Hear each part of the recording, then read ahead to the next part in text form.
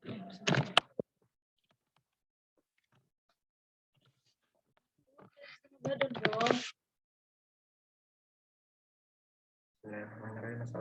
warahmatullahi wabarakatuh. Perkenalkan, nama saya Renaldi Esmaha.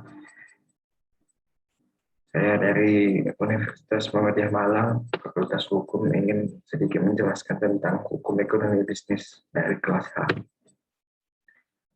Di sini saya akan menjelaskan sedikit tentang bentuk-bentuk perusahaan, badan hukum, dan non-badan hukum. Yang pertama adalah pengertian menurut pemerintah Belanda. Yang kedua, unsur perusahaan terbagi menjadi 6 bagian. Yang ketiga, jenis sumber hukum perusahaan terbagi menjadi 4. Yang keempat, kedudukan hukum perusahaan dalam sistem hukum Indonesia terlihat dari 3 sudut pandang. Yang kelima, asas-asas hukum perusahaan terbagi menjadi 3 asas. Yang keenam, perbedaan usaha dan perusahaan terlihat dari aspek tujuan, fungsi, dan bentuk. Yang ketujuh adalah tinjauan pustaka. Yang pertama, sini saya akan menjelaskan pengertian menurut pemerintah Belanda. Perusahaan adalah keseluruhan perbuatan yang dilakukan secara tidak terputus-putus, terang-terangan dalam kedudukan tertentu mencari laba. Selanjutnya, menurut Pollak, baru ada perusahaan bila diperlukan adanya perhitungan tentang laba rugi yang dapat diperkirakan dan segala sesuatu itu dicatat dalam pembukuan.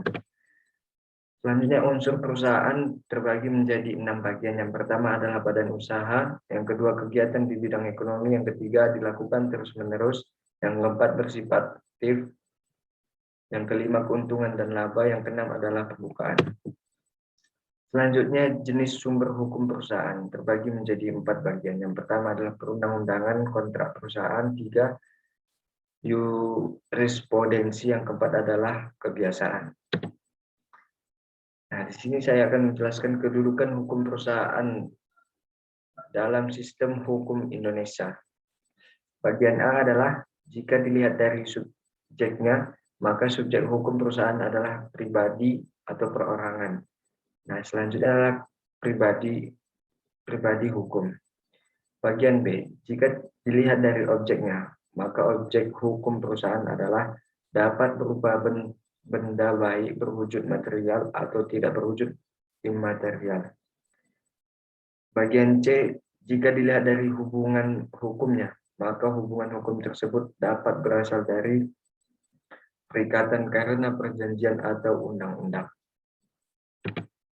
Selanjutnya, asas-asas hukum perusahaan terbagi menjadi 4, yaitu yang pertama adalah asas-asas hukum perjanjian, yang kedua asas corporate separate legal personality, yang ketiga adalah asas piercing de corporate veil, yang keempat adalah asas domisili. Selanjutnya, di sini adalah perbedaan badan usaha dan perusahaan.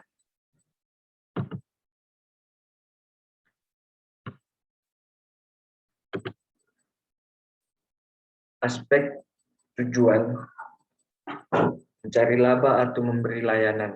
Perusahaan tersebut menghasilkan barang dan jasa. Aspek fungsi, badan usaha kesatuan organisasi untuk pengurus perusahaan. Perusahaan alat badan usaha untuk mencapai tujuan.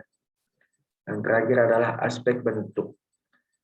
Badan usahanya ialah yuridis atau hukum.